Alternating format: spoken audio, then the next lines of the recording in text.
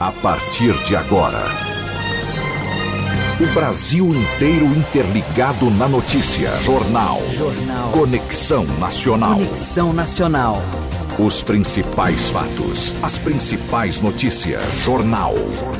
Conexão Nacional. O que acontece no Brasil e no mundo?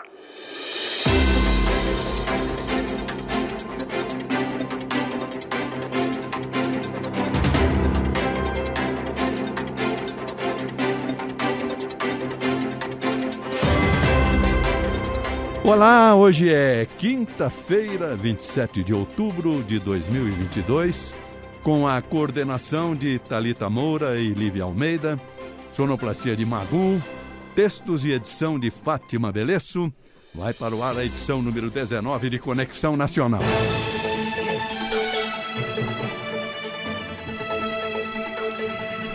(17h32). A hora 5h32. O mundo se modifica de minuto a minuto.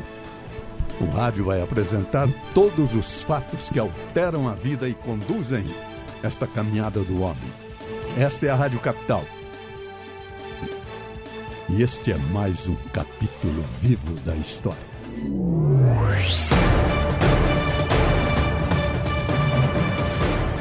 Nas vozes de Antônio Freitas e Roberto Miller, manchetes de Conexão Nacional.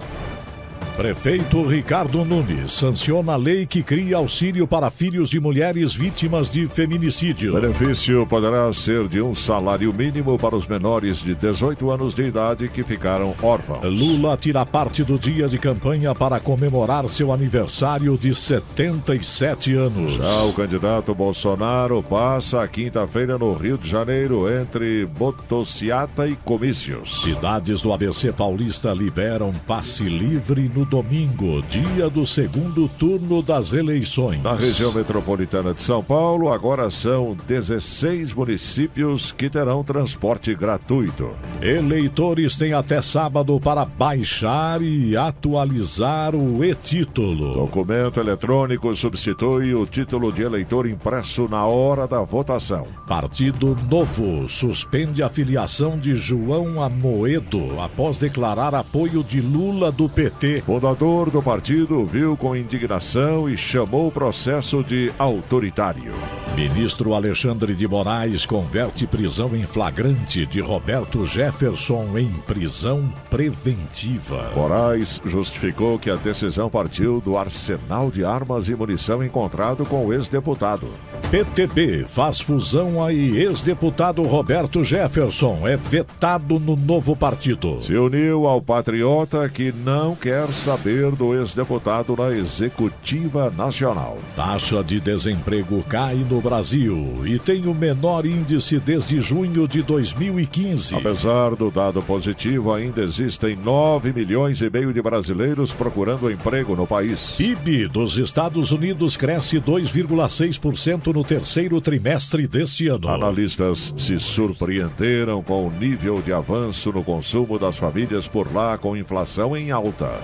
Médicos do Emílio Ribas fazem manifestação em frente ao Instituto da região central de São Paulo. De acordo com a categoria, falta profissional há 5 anos, gerando sobrecarga de trabalho. Pfizer entrega 1 milhão de doses de vacinas contra a Covid-19, um mês após a aprovação da Anvisa. Este primeiro lote será destinado a crianças de 6 meses a 3 anos de idade com comorbidades. Menina de 3 anos de idade entra na escolinha com armas na mochila em Santo André, no ABC Paulista. Os pais alegaram que as garruchas iriam ser usadas como decoração em uma festa.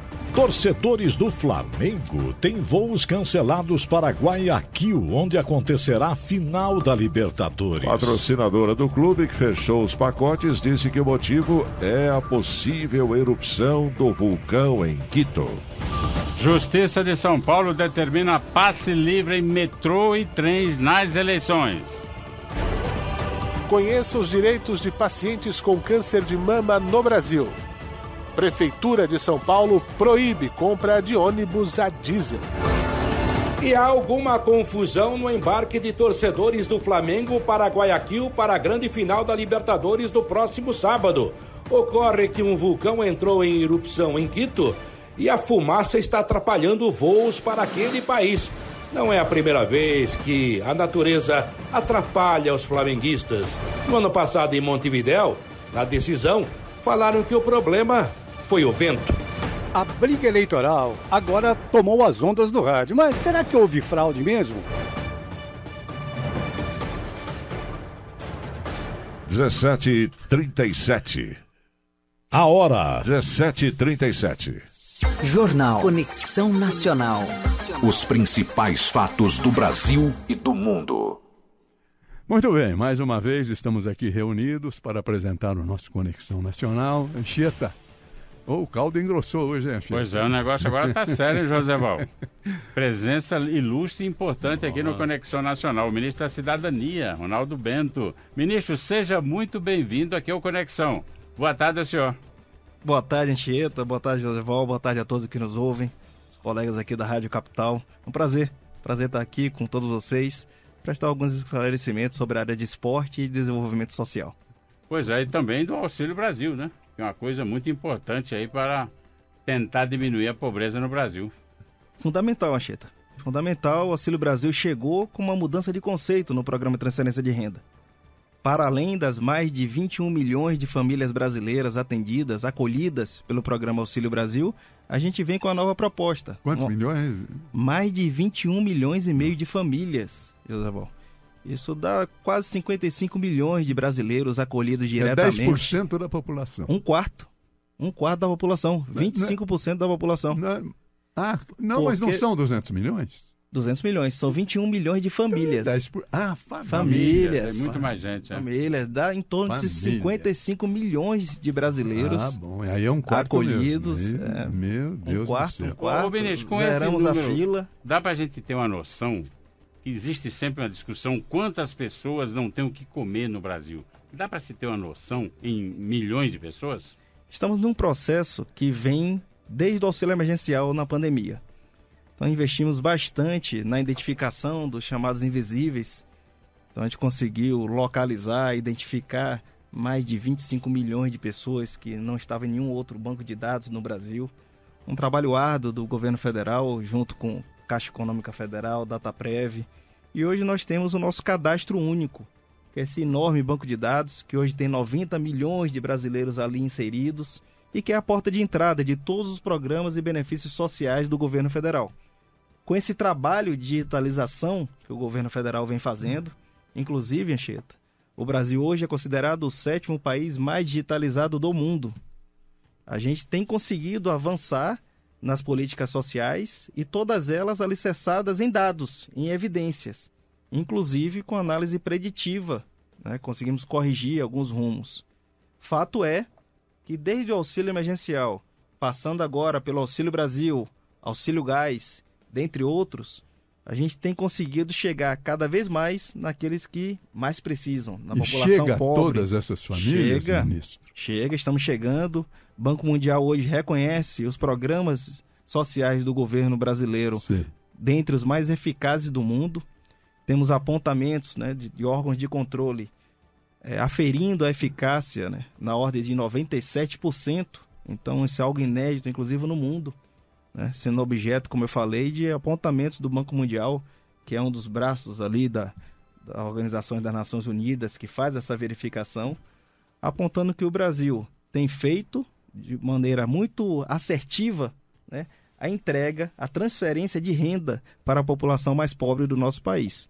Chegamos com um valor, né, mínimo, também nunca antes visto, era R$ 41,00, tinha família recebendo R$ 41,00, hoje o mínimo é R$ 600,00, zeramos a fila, só nesse ano. É o que eu ia perguntar se o senhor assiste televisão, porque toda hora eu estou vendo na televisão que tem 2.000 pessoas, vão distribuir 20 senha. Uns negócios absurdos desses. Isso que a gente tem trabalhado, inclusive, para evitar que as pessoas entrem na fila. Como é que funciona o cadastro único, né? É bom que a gente deixe bem claro para todos aqui que estão nos ouvindo. O senhor, né, está no rádio, nós temos todo o tempo para esclarecer e debater a questão, e mais uma vez agradecendo sua presença aqui no estúdio da capital. Eu que agradeço, José. O rádio realmente chega chega como utilidade pública e que a gente está precisando cada vez mais, que as informações andam se perdendo no meio do caminho e a população, que é a principal interessada, não fica sabendo, né, dos detalhes. O cadastro único, como eu vinha falando, ele é a porta de entrada e faz parte desse sistema único da assistência social que chamamos de SUAS. Então, todo o SUAS, né, esse sistema da assistência social, ele é tripartite, ou seja, tem a atribuição do governo federal, do estado e dos municípios. Todos os municípios, com exceção de 30, ou seja, mais de 5.500 municípios no Brasil, têm um equipamento da assistência social. Seja um centro de referência da assistência social, chama CRAS, né? Seja um posto do cadastro único, porque são esses servidores e servidoras do SUAS, né? Assistentes sociais, educadores sociais, que estão mais próximos da população carente do nosso país. Então eles sabem o que essa população precisa. E eles fazem esse cadastramento. Hoje, né, já contam com a ferramenta que é o aplicativo do cadastro único, que nós disponibilizamos. Legal. Né? A pessoa pode hoje, né, mesmo aqueles que não recebem, baixa no celular. Todas as lojas... Né? A senha baixa no celular? Isso, né? Um aplicativo para aquelas pessoas que ou precisam se cadastrar para receber o benefício, não só o Auxílio Brasil, como Auxílio Gás, Tarifa Social de Energia Elétrica, como também a atualização do cadastro. Então pode ser feito hoje por meio do aplicativo. E é o seu ministério que centraliza todas essas informações, ministro? É o Ministério da Cidadania. Certo. É uma boa pergunta, José Val, porque o Ministério da Cidadania é um ministério que foi criado, né, recentemente, e ele engloba, né, 2 ministérios, né, vamos dizer assim. É o Ministério do Desenvolvimento Social, que era chamado, e o Ministério do Esportes. Então eu acumulo a função de ministro do esporte com ministro do desenvolvimento social, né? Por quê? A gente coloca o esporte também como uma ferramenta de inclusão e transformação social na vida das pessoas. Continuamos ali apoiando o alto rendimento, mas o nosso foco hoje de infraestrutura, inclusive socioesportiva, é com essa modalidade como uma via de inclusão social para as famílias carentes do nosso país. Esse é o Ministério da Cidadania, que é o responsável pelo cadastro único, pela gestão dos dados do cadastro único, com a participação dos municípios. Então é uma rede que é cofinanciada, é como se fosse o SUS. Muita gente se fala, o SUS, né? O SUS. Na assistência social tem um sistema também, que é o Sistema Único de Assistência Social. É um bom sistema, o SUS, sem dúvida. E o SUS e o SUAS também é um excelente sistema. Também. Um pouco menos conhecido da população geral, mas é um excelente sistema, composto de excelentes servidores em nível municipal, em nível estadual. São assistentes sociais, educadores sociais, visitadores do programa Criança Feliz, né, que fazem um trabalho magnífico, está perto da população, desde uma situação de calamidade, de enchente, de desastre, que eles estão ali em primeira hora junto com a Defesa Civil. São funcionários federais. São funcionários municipais. Do município. Do município, que chama compõe SUAS, Sistema Único de Assistência Social. É esse Sistema Único. E o Ministério da Cidadania faz a parte dessa composição, representando a União nesse modelo tripartite. Nesse formato, a gente tem toda a rede de proteção social do nosso país. Os benefícios sociais é uma ferramenta, a parte de acolhimento, inclusive das pessoas em situação de rua, né? O tratamento, acolhimento, prevenção, a questão dos dependentes químicos. Então, é sabido, né, que a gente também mudou, né, o modelo, né, de atendimento às pessoas com dependentes químicos. Então, a gente é contra a liberação das drogas e a gente trabalha com a política da abstinência. A gente não trabalha com a redução de danos e a gente não é a favor da legalização das drogas. Porque a gente sabe o sofrimento que uma família passa, né? A família que tem um ente querido envolvido no mundo das drogas. Então temos hoje comunidades terapêuticas, 684, norte a sul do país, que inclusive, José Val, atende, infelizmente, né, crianças e adolescentes que estão envolvidas aí no mundo das drogas. E é muito triste ver o caminho das drogas aí na vida dos nossos jovens. Então a gente trabalha também com isso. Veja, é um contexto, né, global. Eu fechei outro dia, ministro, essa semana eu fechei o nosso jornal, inclusive com textos do Stuart Mill, que é um inglês século XVIII, falando que escreveu um livro sobre liberdade, em que ele diz o seguinte: a liberdade é do homem que pode se determinar. O cidadão que não pode se determinar tem que, contra a própria vontade, ser coercitivamente conduzido para se curar. O seu ministério faz isso? Ou ainda fica naquele discurso de que o cidadão tem direito de ir e vir, o Estado não tem nada com isso? Não é verdade. Como é que o senhor se posta diante dessa questão? Com relação à dependência química dos drogados, nós temos um modelo de internação voluntária e também de internação involuntária. Involuntária, coercitiva. Então temos as clínicas terapêuticas e as comunidades terapêuticas. As comunidades na internação voluntárias e as clínicas e hospitais nas internações involuntárias, né, que também faz parte desse contexto, né, desse sistema global de tratamento. Com relação às demais, né, atividades, o nosso foco, o nosso pilar é justamente na liberdade do cidadão. Foco esse trazido pelo Auxílio Brasil. Porque o Auxílio Brasil, ele não é só o valor mínimo muito maior de R$600, Anchieta e todos os ouvintes. O Auxílio Brasil, ele vem com uma mudança de conceito. Hoje, o beneficiário do Auxílio Brasil, né, ele pode e é incentivado a alçar o seu caminho da emancipação. A gente criou mecanismos, ferramentas, né, que vão gerar oportunidades para as famílias. Dessas oportunidades vem a renda própria, e renda própria a gente sabe que é sinônimo de liberdade. Para dar um exemplo bem claro aqui. Como era anteriormente? A pessoa tinha um programa de transferência de renda, quando alguém chamava para assinar a carteira, a pessoa falava assim: não assine não, que senão eu perco o bolsa. Era assim que a pessoa respondia. É verdade. E todo mundo sabe de uma história dessa na sua vida. Hoje vem o Auxílio Brasil com a mudança de conceito, e eu digo com muita alegria que já temos mais de 210 mil famílias com carteira assinada dentro do programa Auxílio Brasil. Eu tenho um exemplo da minha filha, a empregada dela, doméstica, estava nessa dúvida: não, eu não vou aceitar a carteira assinada porque vou perder o auxílio. Aí a minha filha pesquisou: não, você agora não pede mais, e ela está empregada com carteira assinada e recebendo o auxílio. Isso chama caminho da prosperidade. A gente quer libertar esse povo e não criar bolsões de miséria, aprisionando no programa de transferência de renda. A gente estende a mão amiga do Estado, por isso que a gente zerou a fila, colocou um valor mínimo, né, de R$600.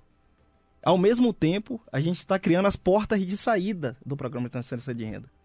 Queremos um programa social que seja, né, ali colocado, né, aferido pela quantidade de pessoas que conseguem superar a situação de pobreza e não que entram no programa social. Por isso que a gente vê bastante, né, bolsões de pobreza que foram criados justamente por estar impedindo essas pessoas de buscar uma melhoria na qualidade de vida. Porque veja bem, José, a gente está num momento, por exemplo, vou citar um exemplo aqui. Esse serviço de entrega rápida. Nós temos hoje, norte a sul do país, todo mundo pede, né? Pede pelo aplicativo, pede por telefone.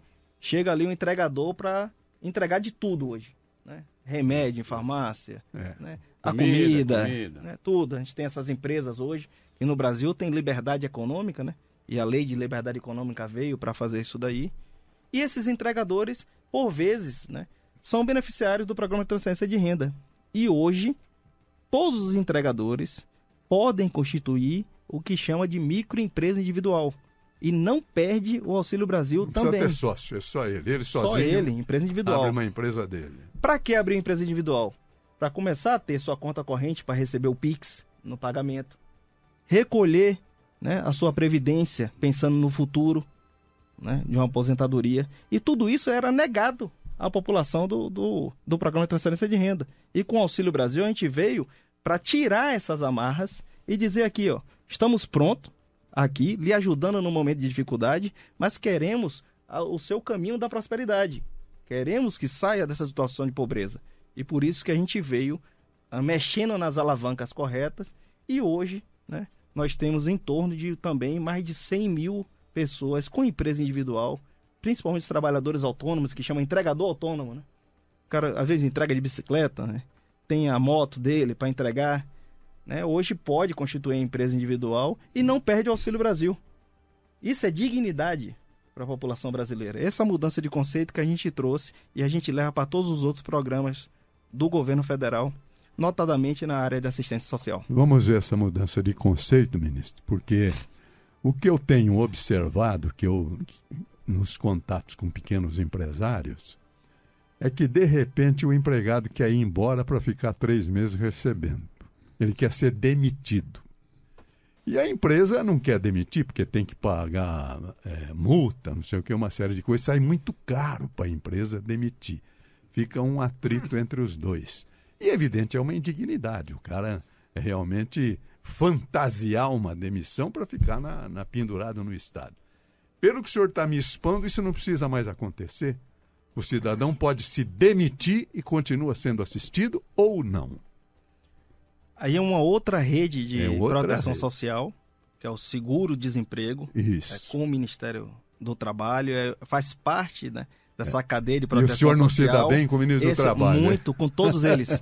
Todos eles, meus amigos. Todos eles, falo diariamente com todos, temos um bom relacionamento, até porque, José, somos homens e mulheres com unidade de propósito. Ah, verdade, tem que ser. O time tem que estar unido. O time unido, temos ali o nosso capitão, né, o técnico do time, ele que escala, mas os jogadores ali, que somos nós, os ministros e a equipe técnica, todos conversam bastante, né? Com essa unidade, como eu falei, de valores e propósitos. Certo. Então sabemos que temos uma única missão, que é ajudar o povo brasileiro.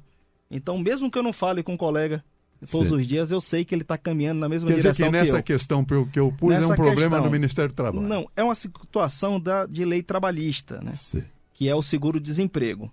Falando em lei trabalhista, né, que faz parte dessa proteção, por isso que o Auxílio Brasil dá uma regra de emancipação de 24 e 36 meses, porque mesmo o beneficiário do Auxílio Brasil perdendo o emprego, ele vai cair na rede de proteção do seguro-desemprego. E depois, se não conseguir um outro emprego, nós criamos um outro instituto, que é o retorno garantido. Ele volta para o programa de transferência de renda, volta para receber o Auxílio Brasil sem fila. Olha, ou seja, ele fica tranquilo, né? Ela fica tranquilo de seguir. Ou seja, então não há razão para fantasiar uma demissão. Não há razão. Sendo que o cara, às vezes, eu sei que ele quer ser demitido. Ele mora em Pirapozinho, que aí para Quixeramobim. Então, não é verdade? Ele quer mudar. Então, aí fica o impasse. Isso não precisa mais acontecer, então, menino. Não. Sabe o que eu me lembrei agora? Nesse período aí do Fecha Tudo, Fica em Casa, a Economia a gente vê depois, 2 programas importantíssimos foram criados, que foi o Pronamp e o BEM, né? O Pronamp garantiu muitos empregos, né, durante a pandemia, e graças a ele e outras iniciativas estamos saindo, né, da pandemia, o Brasil dando exemplo em termos de desenvolvimento econômico, né, com inflação em queda. Hoje tivemos um dado que foi noticiado mais cedo aqui pela Capital, que o Brasil, mais uma vez, bate um recorde da geração de empregos, né? Hoje em 8,7%. Não, foi ontem, foi matéria da Denise Campos de Toledo ontem, inclusive. Ontem, então, estamos no caminho. Por quê? É tão importante que a gente não dissocie crescimento econômico de proteção social. Porque quando a economia do país não vai bem, o primeiro a sofrer é a população pobre, é a população carente. Sem dúvida. Não tem como dizer que a economia pode ir para um lado e a assistência social para o outro. Se a economia do país não está forte, não tem geração de emprego e renda, né, a população em situação de vulnerabilidade social é a primeira a sentir os efeitos. Olha como a gente está vendo aí o caso da Venezuela, que é uma migração em massa, hoje já é considerado, inclusive, maior que países que estão em guerra, né, como a Síria e como a Ucrânia. Para ter uma ideia, a gente já tem quase 130 mil venezuelanos acolhidos no Auxílio Brasil. No Brasil. Olha! No Auxílio Brasil. No Auxílio Brasil. Porque a gente recebe, dá o apoio inicial, até para poder ajudar nessa reconstrução, né, de vida, né, porque eles estão fugindo de uma crise humanitária. Fora os que foram para outros países sul-americanos, que são muitos, né? Principalmente muitos. A Colômbia, que está ali do lado. Colômbia, e que a gente já está recebendo também colombianos aqui. Senhores, estamos ouvindo o nosso logo argentinos. Ministro da Cidadania, Ronaldo Vieira Bento. Voltaremos dentro de instantes, que a coisa tá boa. Vamos. Demais. Ora. Agora, 17h56. A hora. 4:06. Esta meia hora do Jornal Conexão Nacional tem oferecimento de Conduti. Conduti, a número 1 em cabos para segurança eletrônica. Conduti, esse é o cabo que você precisa ter. Conduti, maior sinal, melhor imagem pra você. A confiança de uma empresa 100% nacional. Há mais de 25 anos fabricando cabos especiais de alta qualidade com tecnologia de ponta a ponta. Conduti Cabos Especiais, a número 1 em cabos para segurança eletrônica. Conduti. Jornal Conexão Nacional. Os principais fatos do Brasil e do mundo. Horário de Brasília, 18h02. A hora. 18h02. E agora, nas vozes de Antônio Freitas e Roberto Miller, as manchetes de Conexão Nacional. Prefeito Ricardo Nunes sanciona a lei que cria o auxílio para filhos de mulheres vítimas de feminicídio. O benefício poderá ser de um salário mínimo para os menores de 18 anos de idade que ficaram órfãos. Lula tira parte do dia de campanha para comemorar o seu aniversário de 77 anos. Já o candidato Jair Bolsonaro passa quinta-feira no Rio de Janeiro, entre motociata e comícios. Cidades do ABC Paulista liberam passe livre no domingo, dia do segundo turno das eleições. Na região metropolitana de São Paulo, agora são 16 municípios que terão o transporte gratuito. Eleitores têm até sábado para baixar e atualizar o e-título. O documento eletrônico substitui o título de eleitor impresso na hora da votação. Partido Novo suspende a filiação de João Amoedo após declarar apoio de Lula do PT. Fundador do partido viu com indignação e chamou o processo de autoritário. Ministro Alexandre de Moraes converte prisão em flagrante de Roberto Jefferson em prisão preventiva. Moraes justificou que decisão partiu do arsenal de armas e munição encontrado com o ex-deputado. Taxa de desemprego cai no Brasil e tem o menor índice desde junho de 2015. Apesar do dado positivo, ainda existem 9,5 milhões de brasileiros procurando emprego no país. Médicos do Emílio Ribas fazem manifestação em frente ao Instituto na região central de São Paulo. De acordo com a categoria, falta profissionais há 5 anos, gerando sobrecarga de trabalho. Pfizer entrega 1 milhão de doses de vacina contra a Covid-19 um mês após a aprovação da Anvisa. Este primeiro lote será destinado a crianças de 6 meses a 3 anos de idade com comorbidades. Menina de 3 anos de idade entra na escolinha com armas na mochila em Santo André, no ABC Paulista. Os pais alegaram que as garruchas iriam ser usadas como decoração em uma festa. Divulgada a nova pesquisa da Datafolha, Lula 49%, Bolsonaro 44%. 18h04. A hora. 18h04. Jornal Conexão Nacional. Muito bem, nós estamos aqui tendo no nosso lado o ilustre ministro Ronaldo Vieira Bento, que já nos deu uma entrevista brilhante. Nós vamos continuar, porque o ministério dele não é apenas o social, mas eu só queria comentar uma notícia, que é essa do Roberto Jefferson, que acabou levando a preventiva. É uma diferença muito grande entre a prisão em flagrante e a prisão preventiva. A prisão em flagrante se mantém, é feita na ardência do crime. Quem está cometendo crime, acaba de cometê-lo, ou é perseguido e preso logo após, tchau. Acabou isso, ele pode ser e ele vai para a rua. Já foi o flagrante, já resolveu. A preventiva, eu não sei em que termos que foi concedida, mas ela pode ser para manutenção da ordem pública, para garantia da lisura da instrução criminal, então vai até fim do processo, até as portas da sentença. É muito mais pesada e muito mais longa também. Anchieta, nosso ministro. Ministro, o senhor falou aí do Auxílio Brasil, aí fica a pergunta, e o dinheiro está garantido? Quem recebe o auxílio pode dormir sossegado, que ele vai ter todo mês os seus R$600, ou pode ficar preocupado, ministro? Boa pergunta, Anchieta, Zeval.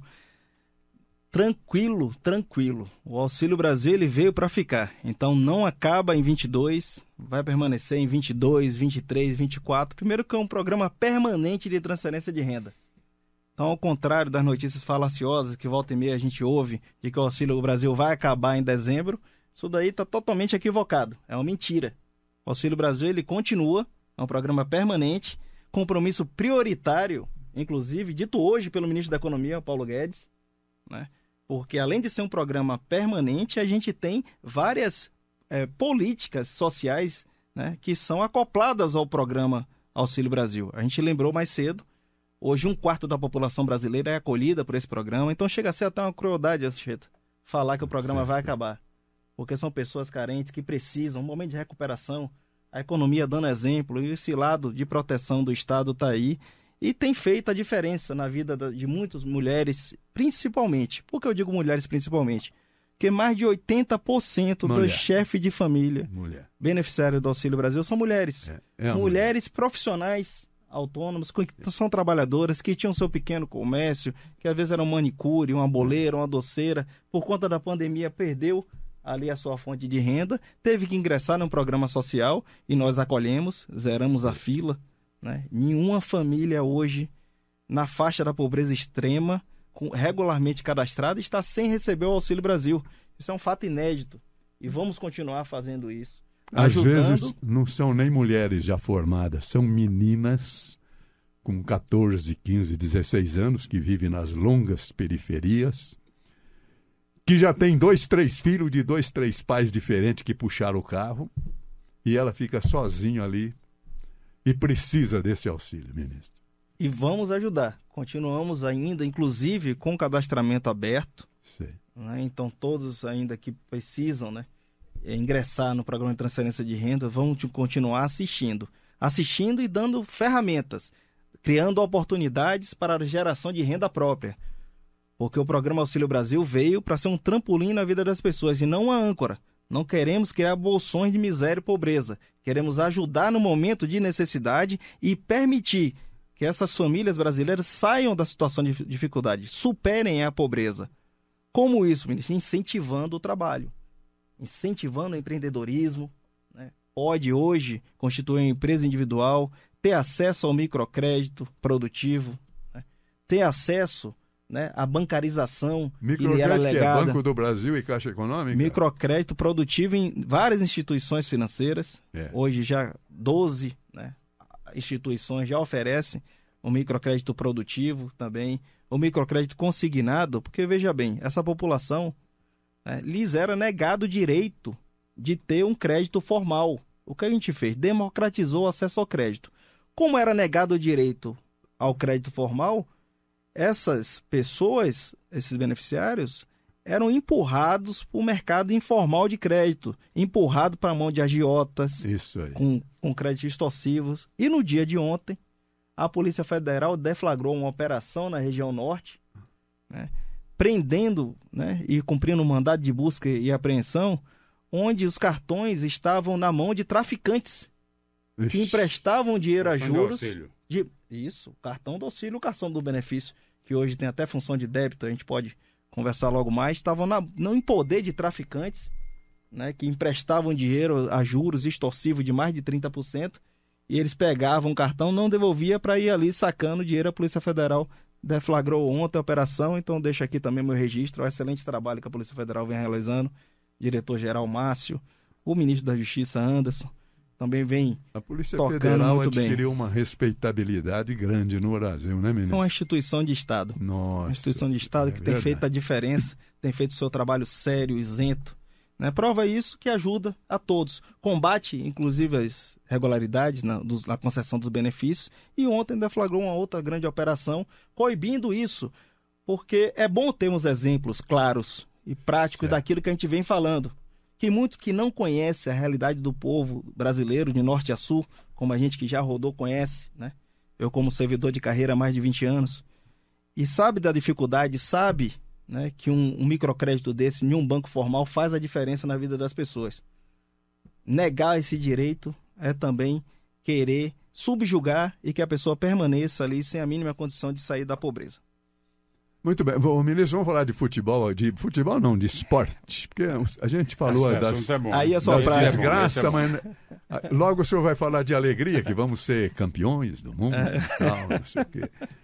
Como é que é seu ministério voltado para o esporte, que certamente é também para um esporte no campo social, imagino? Isso. Lá é o Ministério também, o Ministério do Esporte. Sei, então, mas José é social também. Eu sei que o esporte é sua praia, José, todos conhecem o seu background aí de excelente locutor. Todos no Brasil conhecem, então eu vou, enquanto ministro aqui do esporte, eu me fico até lisonjeado, honrado de estar aqui do seu lado. É uma das oportunidades, né, que a gente tem na nossa vida. Falando de esportes, o esporte como ferramenta de inclusão e transformação social. Essa foi a nossa base, o nosso objetivo, né? Sem se esquecer do alto rendimento. Então batemos recorde de entrega do Bolsa Auxílio. Hoje temos mais de 7 mil atletas contemplados, né, com essa iniciativa, né, que ajuda na preparação dos atletas de alto rendimento. Mas também estamos entregando ali uma plataforma de base, né, notadamente a plataforma escolar, como nunca antes foi feito no nosso país. Você deve se lembrar, e os nossos ouvintes devem se lembrar, dos Jogos Escolares Brasileiros. Os Jebs. Os Jebs. Isso aí, já participei do Jebs. Jogos de juventude também. No e os Jogos da Juventude. Eu tenho uma medalhinha lá. Poxa vida, 11 anos de idade. Eu pulei 1,45. Você jogava o quê? Nada. Bom demais. O que aconteceu? Mas só que continuo não jogando. Isso é bom. Todos se lembram da nossa geração, né? Verdade, um pouco mais. A gente se lembra dos Jogos Escolares e sabe a diferença que o esporte faz na vida das crianças e dos jovens brasileiros. Vou interromper o senhor de novo. E o orgulho que a gente tinha daquele colégio, aqueles professores, será que renasce com o trabalho do seu ministério? É isso que a gente está pretendendo. Teve um hiato, né? Espaço de 17 anos sem realização dos Jogos Escolares Brasileiros. Recuperamos a plataforma escolar, recriamos o Sistema Brasileiro de Jogos Escolares. Fizemos a primeira edição do Jebs no ano passado. Em que cidade? No Rio de Janeiro, no Parque Olímpico, que é a administração ali daquele legado olímpico. Onde teve a Olimpíada. Onde teve a Olimpíada. Esse ano, né, teremos a segunda edição, né, desse renascimento dos Jogos Escolares Brasileiros. A abertura é no dia 3 de novembro, ou seja, na próxima semana. Sei. E isso, para além das medalhas, Joseval, é o que a gente deixa de ensinamento do esporte na vida dos jovens. Então, o esporte é ali uma grande fonte, né, de virtudes, né, que passa para os nossos jovens e adolescentes. Quem coordena tudo isso é seu ministério? É o Ministério da Cidadania. E como é que o senhor divide isso e espalha a brasa no Brasil? Hein? Com o renascimento dos Jogos Escolares Brasileiros, nós forçamos os estados e municípios a fazer as seletivas estaduais. Que como não tinham jogos federais, né, também não era realizado na maioria das cidades os jogos locais. E hoje, como tem essa competição nacional, né, e há também recurso repassado pela lei das loterias, os estados e municípios, na sua grande maioria, também, né, chamaram de volta as competições escolares. Isso foi um grande toda cidade tem uma liga esportiva, alguma coisa. Está sendo recriado isso no Brasil. Então, para além das medalhas, o senhor comentou da sua medalha, o que a gente deixa também de imaterial nisso daí. Né, ensinamentos como disciplina, superação, espírito de equipe, que a gente faz com que nossos jovens ali vivenciem isso. Vai usar o uniforme do colégio, vai botar o uniforme do seu colégio, vai começar a amar o próprio colégio. Isso acabou. Isso tem feito toda a diferença. E o detalhe, para as famílias beneficiárias do Auxílio Brasil, os filhos e filhas que se classificar por Jebs, R$1.000 por família. Oxa. R$1.000 por família. Jeb, o que é mesmo? Jogos Escolares Brasileiros. É que é estadual, né, Joseval? No estado se convoca os atletas das escolas e jogam. Aí vem para o federal, né? Vem para o nacional, que é o Jebs. E todas as modalidades, não? São várias modalidades esportivas, inclusive olímpicas e não olímpicas e paralímpicas. Sei. Então as pessoas com deficiências também têm. São 17 modalidades, né, entre modalidades olímpicas e paralímpicas, e que a gente tem feito um esforço enorme. Então pagamos todas as passagens de hospedagem. Isso tem feito um movimento de promoção da atividade física. Ache um jovem amador de alta performance. Quem sabe? Com certeza. Isso Com a gente certeza. tem trabalhado nesse Nossa, nós sentido. estamos ganhando até patinha aí, patinete. E tal. Exatamente. Poxa, vem de longe, É verdade. não é verdade? Nosso vôlei feminino, Verdade. nosso futebol feminino está indo bem, está bonito. Bonito, bonito. Inclusive, eu vou dar uma novidade aqui, viu? É. Estamos trabalhando no Centro de Desenvolvimento de Futebol Feminino. Logo, logo Olha. teremos no Brasil. Olha. Né? Isso capitaneado pela nossa Secretaria Nacional do Futebol, que é uma das secretarias lá dentro do Ministério da Cidadania. E a gente está investindo no esporte como essa via, né, de transformação social que a gente sabe que o esporte é. Junto com isso, nós fizemos também uma reengenharia em todas as obras abandonadas e inacabadas que nós tínhamos no esporte no Brasil. Norte a sul do Brasil, várias obras abandonadas, inacabadas, verdadeiros monumentos ao descaso. Coisa de 10, 11 anos paradas e a gente vem recuperando todas elas. Você tem uma ideia, Joseval? Nós entregamos desde 2019 para cá mais de 4.500 obras de infraestrutura esportiva. Em todo o ginásios, Brasil. Todos os estados receberam. Todos os estados receberam. Aqui em São Paulo mesmo, outro dia, eu inaugurei o centro de ginástica em São Caetano do Sul. Fui em Presidente Prudente também. Opa, São Caetano do Sul. Terra boa, eu sou cidadão prudentino, ministro. Quase Agora. 10 anos o centro parado. Olha só. Nós fomos, entregamos Olha com os só. atletas de ginástica, grandes expoentes da ginástica. E a gente tem feito isso em todos os estados do país. Mais de 3 bilhões e 800 milhões de reais investidos em obras. Né?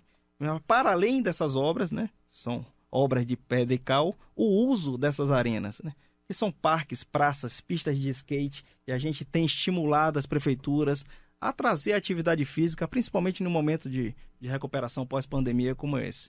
Por vezes, Anchieta, a gente ligava lá para o prefeito, para a prefeitura, para dizer que aquela obra que estava aí, que só tinham, só vamos terminar e tal. Aí o prefeito virava assim e falava, não, mas eu sou de oposição. Aí fala, não, deixa eu lhe falar. Oposição à juventude da cidade dele? Aí eu falei para a nossa equipe técnica muito boa da Secretaria de Esporte, capitaneada lá pelo Marcelo, André, Fabiola Molina e tantos craques que a gente tem lá dentro da administração, virava para eles e falava assim, não, a obra é do povo, não é do senhor. A gente vai entregar para poder fazer com que essa população da cidade tenha um equipamento público de qualidade e possa, né, voltar a praticar a sua atividade física e o desenvolvimento ali do hábito saudável, né, na vida das pessoas. Muito bem, nós falamos de esporte, tem mais um campo de atuação, o seu ministério. O senhor falou em 3 campos de atuação. Nós atuamos lá no Ministério com a promoção da agricultura familiar também. Olha. Nós sabemos que o Brasil, né, tem a propensão, né, do agro, né, do agrícola, o agronegócio como grande produção, mas também utilizamos, né, a agricultura, principalmente a agricultura familiar, como um meio de superação da pobreza. Então, né, junto com o Auxílio Brasil, criamos um programa chamado Alimenta Brasil, que é o fomento da agricultura familiar. Nós adquirimos daquele pequeno produtor, né, até R$30 mil por ano da sua produção de leite, até R$12 mil da sua produção agrícola, porque a gente quer criar vários pequenos produtores e, com isso, combater a insegurança alimentar no nosso Brasil. Nós estamos com um programa de transferência de renda, Auxílio Brasil, e a agricultura como uma porta de saída. Mas isso não seria coisa do Ministério da Agricultura? É uma Ou há uma sintonia ali? Há uma sintonia fina entre os ministérios. É uma política que ela é abraçada pelo Ministério da Cidadania, Ministério da Agricultura, como você bem falou, o Ministério da Educação, através do Programa Nacional de Alimentação Escolar, da merenda escolar, exemplos para o mundo. Semana retrasada, tem uns 15 dias, estive na FAO apresentando o modelo brasileiro, que já é exportado para outros países, na África e na América do Sul, transferência de tecnologia. O Brasil foi muito elogiado na FAO por essa política, inclusive ajudando a própria Europa, porque ao desenvolver essa política de agricultura familiar em países da África, como Togo, Benin, Chad, evita, né, a migração da população para a Europa. E nós sabemos que essa guerra da Rússia com a Ucrânia mexeu com 2 matrizes muito importantes na vida das pessoas, que é a matriz energética, né, e a matriz de segurança alimentar, visto que a Ucrânia é um dos maiores exportadores de grãos para a Europa. E o Brasil tem dado exemplo nas 2 áreas. Um desenvolvimento econômico com a matriz energética limpa, né, sustentável, tanto na forma ambiental como social. Então, o país, além de manter hoje quase 80% da sua floresta nativa de maneira intocada, né, no país, nós temos a sustentabilidade social hoje invejável no mundo a partir do momento que a gente está com o maior programa em transferência de renda da história, o Programa Auxílio Brasil, zerando a fila e não tendo nenhuma família na faixa da pobreza extrema, né, sem ser acolhida pelo programa. Então, o Brasil hoje vive um momento inédito na sua história. Enquanto a curva de crescimento da pobreza no mundo está aumentando, no Brasil está diminuindo.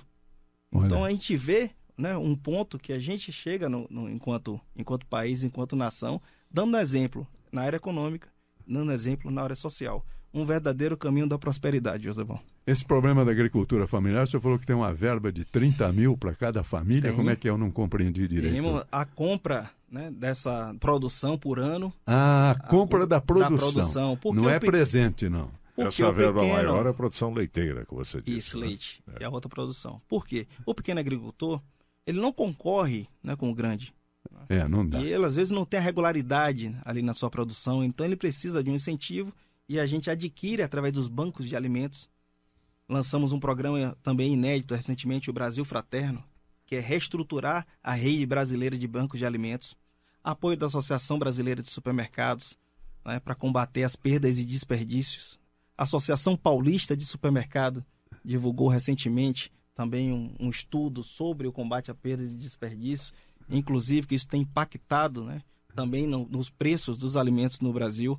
Então, veja, é uma rede que se cria, né, de incentivo à produção e combate ao desperdício, a perda e desperdício de alimentos. Porque hoje, pelo site do Ministério da Cidadania, qualquer supermercado pode identificar ali o banco de alimentos mais perto do seu comércio e entregar o produto que está prestes ali a vencer. Ao invés de estar ligando para a fábrica para poder recolher com esse custo da cadeia reversa toda, a gente facilitou essa entrega do produto, faz o bem e ainda tem isenção do imposto, que consegue bater o ICMS. Tudo isso de maneira automatizada, informatizada, fácil, para também não estar gerando mais um encargo para o comerciante, para o empresário. Desburocratizada, né? Sempre. Foco na digitalização, desburocratização, como a gente fala no linguajar mais popular, tirar o Estado do cangote de quem produz, que é quem produz é que gera riqueza e renda, e o Brasil está indo aí de vento em popa, graças a Deus. E está indo bem esse trabalho do seu ministério, com os supermercados devolvendo mercadorias que estão às portas do vencimento, com lucro para o supermercado, que eu entendi, porque abate o que não vendeu de ICMS e de demais tributos. É isso, com esse incentivo que pode ser abatido de ICMS. Sei. Né, do produto. É porque normalmente, ministro, é difícil, porque eles têm os centros de captação de produtos. Ele, ainda que esteja perto de uma agricultura familiar, aquilo vai primeiro para o centro e depois é redistribuído para ele. Então, isso a gente acabava, né, antes da criação do programa, penalizando aquele que queria fazer o bem. E hoje a gente integra a rede, banco de alimentos, cozinhas comunitárias. Então, banco de alimentos itinerante, que foi outra novidade também, não precisa ter uma instalação física, pode ser um caminhão que passa recolhendo. E hoje a gente está conseguindo avançar bastante. Batemos recorde em doação, já supera 40 milhões em doação esse ano. E a gente tem, realmente, com todas essas políticas, tá certo, avançado, né, no combate à insegurança alimentar do nosso país. Bom, agora eu queria saber um pouco do senhor. O senhor falou que é funcionário público concursado? Concursado, sou policial federal de carreira. Olha o homem. Pô.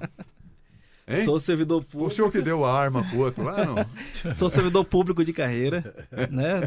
Fui oficial do Exército por muitos anos, depois policial federal, né? Estou no governo desde a transição. Olha. Né? Com muito orgulho, já são aí mais de 25 anos de serviço público dedicados à nação brasileira. Para um servidor de carreira, né? Chegar a ministro de Estado, assim, uma utopia, um sonho, né?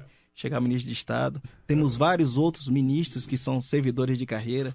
Marcelo Sampaio da Infraestrutura, o Daniel do Desenvolvimento Regional, o ministro da Educação, Vitor, né? CGU, o próprio Anderson do Ministério da Justiça. O astronauta. Então somos um quadro, né, de técnicos, né, onde estamos tendo a oportunidade de colocar em prática tudo aquilo que a gente viu como oportunidade de melhoria no serviço público, tirando as disfunções da burocracia e entregando a política pública na ponta, fazendo a diferença na vida do cidadão. É um momento ímpar, muito orgulho, né, eu tenho de participar deste governo e estar aqui, né? Menos Brasília, mais Brasil, estando na ponta, conversando com todos de peito aberto, de forma transparente, sem problema algum em discutir nenhum tipo de política pública hoje no nosso país. Mais Brasil e um pouco de Bahia também, né? Que Bahia, o senhor é baiano. Boa. E com qualificação, não é curioso, não tem nenhum curioso lá. Não, estamos todos preparados para uma importante missão. Sou realmente baiano, né? Filho de pernambucano, baiano, torcedor do Vitória. Como ministro do esporte, não posso estar falando muito, mas é uma terra abençoada. E o nosso Nordeste, nossos irmãos nordestinos que tanto nos ajudam, tá certo? Também vão ser alcançados por esse caminho da prosperidade aí. Somos um Brasil unido, um Brasil que é um só, de norte a sul, né? E com isso, com esse pensamento de união de todos nós, a gente vai conseguir superar esses obstáculos e ter um país que todos nós sempre sonhamos, um país da prosperidade. Sua idade? 46 anos. Jovem.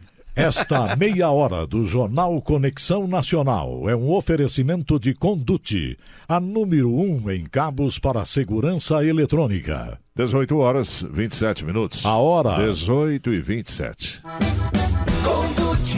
Conduti, esse é o cabo que você precisa ter. Conduti, maior sinal, melhor imagem pra você. A confiança de uma empresa 100% nacional. Há mais de 25 anos fabricando cabos especiais de alta qualidade com tecnologia de ponta a ponta. Conduti Cabos Especiais, a número 1 em cabos para segurança eletrônica. Conduti. Jornal Conexão Nacional. Agora 18h30. A hora. 6h30. Vamos continuar a nossa entrevista com o ministro Ronaldo Vieira Bento.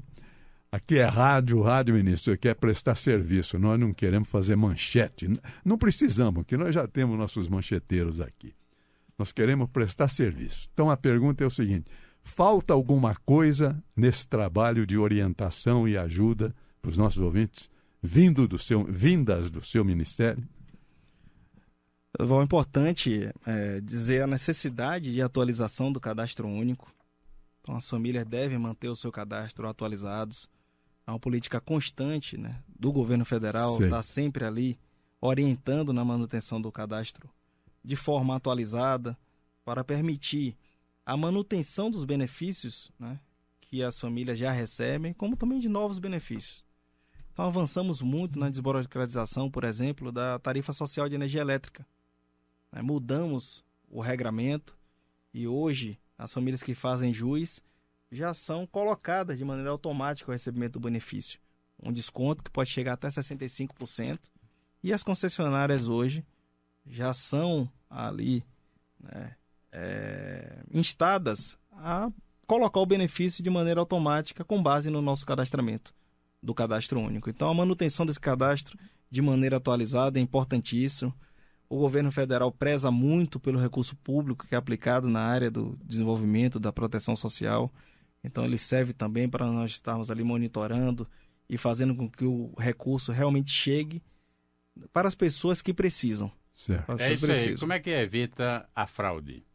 A fraude nós temos hoje, né? É um banco de dados, como eu citei, são 90 milhões de pessoas hoje no nosso banco de dados. Nós fazemos cruzamentos constantes com outras bases de dados. O Cadastro Nacional de Informação Social é uma delas. Então, estamos a todo momento fazendo esse cruzamento de informações para ter o cuidado com o recurso público. O recurso público, né, ao contrário do que vinha sendo pregado, não é coisa de ninguém. O recurso público é de todos nós. Então, devemos ter zelo com ele e fazer com que o benefício chegue para aquelas pessoas que mais precisam. Chegamos a um valor histórico, né, de transferência de renda, zeramos a fila, né, estamos aqui num momento, né, de recuperação social, com esse viés realmente de ajudar as pessoas que mais precisam, com todo o cuidado também para que o recurso não seja desviado. Falando em combate à fraude, por exemplo, lançamos recentemente o novo cartão do Auxílio Brasil, o cartão físico, que é um cartão que, por exemplo, possui o chip de contato que evita a clonagem, né, ou dificulta, vamos colocar assim, a clonagem deste cartão, permitindo que as famílias não tenham a necessidade de sacar todo o benefício e levar esse dinheiro na mão para casa. Sim. Então pode realizar ali as compras na função de débito. Tá vendo? Importante. Usa como se fosse um cartão de débito mesmo, isso, vai lá e é um paga. Cartão de débito. Olha isso. É um cartão de débito, traz ali segurança, né? Facilidade nas compras, né? Movimento, comércio local. A gente sabe que o recurso que é destinado para as famílias do Auxílio Brasil, quase que na sua integralidade, é revertido ao consumo. Então é isso, um dos motivos para a gente ver também a volta do consumo à população brasileira no pós-pandemia. E o cartão vem para garantir mais transparência na utilização do recurso, bem como facilitar a vida das pessoas. Lançamos o cartão físico e também o cartão virtual. E como é que uma família consegue esse cartão? Porque imagino que muitos ainda não têm. Todas as famílias que ingressaram no programa este ano, mais de 8 milhões de novas famílias, já receberam, estão em via de receber esse cartão. E todas as 21 milhões de famílias têm um cartão virtual. Cartão virtual, que é um cartão que já está disponível no aplicativo do Caixa Tem, que é o aplicativo da Caixa Econômica Federal. Então pode baixar o aplicativo ali na loja. Está no celular de cada um. Está no celular de cada um. Tem que ter o celular, né? É simples hoje, a maioria da população hoje está digitalizada, tem o celular, baixa o cartão virtual e esse cartão permite as compras também sem a necessidade de sacar o recurso todo. Disponibilizado para as 21 milhões de famílias dentro do Caixa Tem, um outro grande avanço que veio com o pagamento do auxílio emergencial. E onde é centralizado tudo isso? É Banco Central? Não deve ser? Onde é centralizado? Os dados são descentralizados no Ministério da Cidadania e o operador, né, financeiro para pagamento do benefício é a Caixa Econômica Federal, no caso do Auxílio Brasil. Sei. No caso do Programa de Aquisição de Alimentos, o Alimenta Brasil, que é aquela compra direta com doação simultânea do agricultor que eu falei, esse está no Banco do Brasil. Então são os dois bancos que estão operando os programas. A Caixa Econômica Federal é histórico, notadamente é um banco social, é um banco que faz ali essa interface mais direta com os benefícios sociais. E dentro do aplicativo chamado Caixa Tem, disponibilizado novo cartão virtual de débito para todas as famílias do Auxílio Brasil, todas. Basta baixar o aplicativo Caixa Tem, tá lá, Auxílio Brasil, cartão de débito virtual. Baixa, o número desse cartão, ele modifica a partir das compras para garantir a segurança, pode ser feito o saque parcial, pode comprar no estabelecimento na função de débito, porque tem ali a geração de um QR Code, e aí a pessoa consegue comprar também. Isso facilita muito a vida, principalmente das famílias que moram em municípios com dificuldade de acesso, né, de locomoção, notadamente região norte e nordeste, para evitar que está ali entregando os ribeirinhos. Né? Agora, ministro, e o cidadão que não tem acesso a isso? O Joseval ontem trouxe aqui o exemplo do Frei Cápio, lá de Barra, na Bahia, que tem gente lá que nunca tinha visto dinheiro na vida. Ele está falando do Frei Luiz, que fez a greve de fome do Rio São Francisco. Ele é bispo da cidade de Barra, e aí ele sobe aquelas montanhas lá, e ele que me falou que, para ele, a favela para o habitante daquela região, a favela é um negócio muito rico, porque ele conhece pessoas lá com 40 anos que nunca viu dinheiro, ministro. Quem sabe veja o cartão agora. O Brasil é um país continente. Certo. Daí a visão sistêmica e estruturante que a gente tem feito, inclusive nas obras de infraestrutura. Sim. Então estamos recuperando o modal ferroviário, né, no país, a ferrovia oeste-leste, a norte-sul, investimento em estrutura ferroviária que há 30 anos não se via. Entregamos a transposição do Rio São Francisco, aproveitando para falar aqui do nosso povo nordestino, é uma obra paralisada que conseguimos, né, através do trabalho do governo federal, entregar. E água, a gente sabe que a questão de subsistência é algo básico na vida das pessoas e lhes era negado esse direito. A transposição foi feita e concluímos. Como outros marcos regulatórios que mudaram a vida da população brasileira, como o saneamento básico, por exemplo, gás natural e outros tantos. Então, o Brasil é um país rico por natureza e, por outro lado, precisava de um olhar atento, principalmente a entrega de serviços públicos para essa população que é mais carente do nosso país, e a transposição do Rio São Francisco tem feito toda a diferença. No que se refere às ferrovias, isso é com o Ministério do Transporte? É com o Ministério da Infraestrutura, hoje, o MINFRA. lá com Marcelo Sampaio, era o ministério do ministro Tarcísio, né? Agora está com Marcelo Sampaio, um servidor tocando, o marco regulatório das ferrovias, né? O presidente assinou recentemente, já há concessões aí, inclusive beneficiando o estado de São Paulo. São Paulo, Bahia e Minas Gerais, se eu não me engano, foram 7 ou 8 já concessões, já que saíram no aquele de hoje. Sonho das ferrovias, não é sua área, mas eu gostaria de aproveitar a sua. Aquele sonho das grandes ferrovias que ligam o Pacífico ao Atlântico, cruzando o meio do Brasil, como é que está aquilo? Avançando bastante, essa ferrovia Norte-Sul, a Oeste-Leste, que vai sair lá em Ilhéus, está passando por Caetité, vai ter um novo porto de Ilhéus.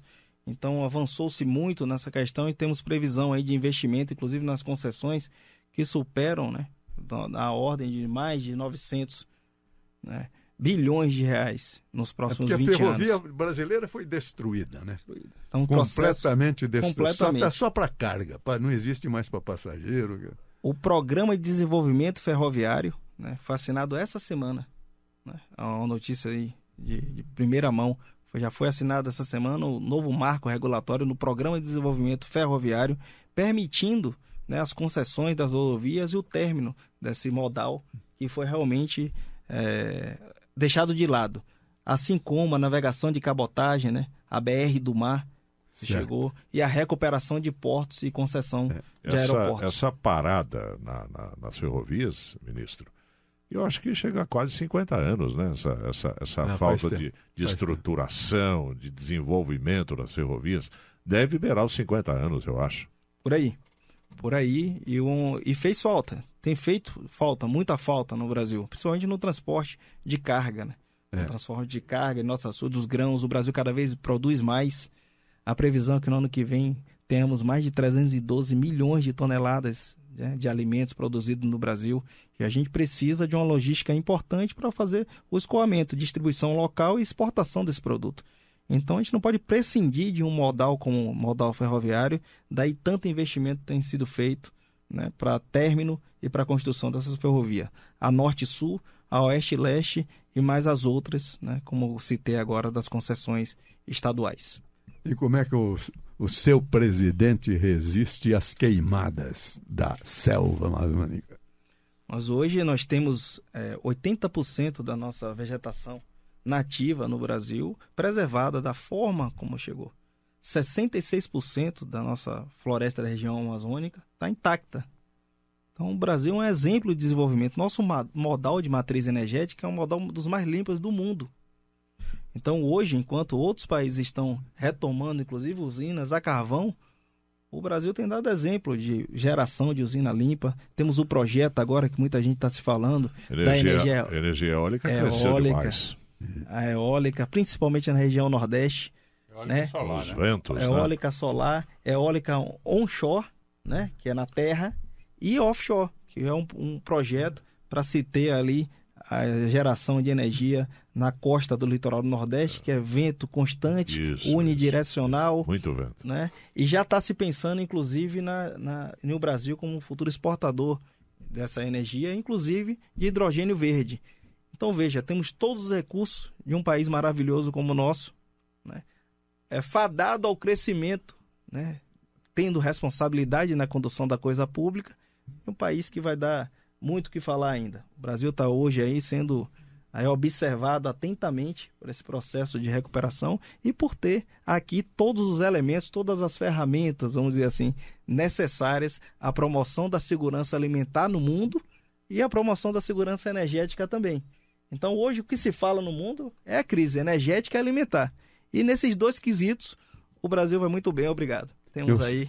Eu só quero fazer sempre a ressalva que eu faço, que a queimada não é imposta pelo empresário agrícola brasileiro. O fazendeiro cuida da sua terra. Tem amor à sua terra, às suas coisas. Isso é coisa de criminalidade. E aí eu sou obrigado a agredir o ministro, porque ele está falhando. Bora. Porque ele é Polícia Federal e não prende os caras, pô. A Polícia Federal é uma instituição de Estado. Uma polícia que tem se mantido, né, de forma muito correta, de forma muito institucional, né, na garantia, né, do combate à criminalidade no Brasil. A Polícia Federal é um dos orgulhos, né, que nós temos enquanto nação, enquanto brasileiros. Nós citamos aqui o agronegócio, nós citamos o esporte, nós citamos o povo brasileiro, e a Polícia Federal faz parte desse contexto, a Polícia Rodoviária Federal também, nos esqueçamos. Então não temos... A droga está passando, vem de fora. Pegamos e estamos num trabalho recorde de apreensão, número de homicídios caindo no nosso país, menor da série histórica, um trabalho muito bem realizado pela Polícia Federal, Rodoviária Federal, Polícia Militar, Polícia Civil, guardas municipais. Então nós não temos nenhum tipo de crise existencial, não, graças a Deus, Joseval. Entre polícia e bandido, a gente está sempre do lado da polícia, sempre do lado dos homens e mulheres de bem. Então tá bem tranquilo para a gente se posicionar nesse encontro, né, de forças entre polícia e ladrão. Muito bem, ele tinha mais 15 minutos que nos deu, estamos chegando nesses 15 minutos, vamos liberá-lo, porque afinal ele tem uma caminhada grande pela frente. Que hora acaba a sua noite? Não pergunto nem seu dia. Estamos voltando, que amanhã vamos para outro dia estado. Do funcionário público, amanhã. Pronto, bem lembrado. Não é? Bem lembrado. Então eu deixo aqui meus parabéns aos servidores públicos, né, como todo, como eu também me incluo, né? Não, eu fecho o jornal amanhã como uma homenagem ao funcionário público. Eu tenho muito respeito pelo funcionário. Um abraço. Tá? Temos servidores públicos, né, muito capacitados, né, dedicados, né, que fazem um trabalho realmente diferenciado para a nossa população. Então deixo aqui meu abraço a todos os homens e mulheres servidores públicos do nosso país. Senhores, ouviram, portanto, o nosso ministro da Cidadania, Ronaldo Vieira Bento, nesta, desculpe o elogio, brilhante entrevista que o senhor consegue para a Rádio Capital. Muito obrigado pela sua presença, ministro. Eu que agradeço, um forte abraço. Meia hora do Jornal Conexão Nacional, oferecimento de Conduti. Conduti, a número 1 em cabos para segurança eletrônica. 18h45. A hora. 6:45. Conduti, esse é o cabo que você precisa ter. Conduti, maior sinal, melhor imagem pra você. A confiança de uma empresa 100% nacional. Há mais de 25 anos fabricando cabos especiais de alta qualidade com tecnologia de ponta a ponta. Conduti Cabos Especiais, a número 1 em cabos para segurança eletrônica. Conduti. Jornal Conexão Nacional. Os principais fatos do Brasil e do mundo. Meia hora do Jornal Conexão Nacional foi um oferecimento de Conduti, a número 1 em cabos para segurança eletrônica. 6h51. A hora. 6h51. Conduti, esse é o cabo que você precisa ter. Conduti, maior sinal, melhor imagem pra você. A confiança de uma empresa 100% nacional. Há mais de 25 anos fabricando cabos especiais de alta qualidade com tecnologia de ponta a ponta. Conduti Cabos Especiais, a número 1 em cabos para segurança eletrônica. Conduti. Jornal Conexão Nacional. Muito bem, senhores, o encerramento hoje é rápido. Tivemos aqui a presença do ministro Ronaldo Vieira Bento, que nos deu a oportunidade e dele dar a oportunidade de apresentar todo o trabalho do seu ministério. Estamos chegando ao final da nossa Conexão Nacional, edição número 19. Boa noite, São Paulo. Boa noite, Brasil. Você ouviu Jornal Conexão Nacional. Os principais fatos do Brasil e do mundo.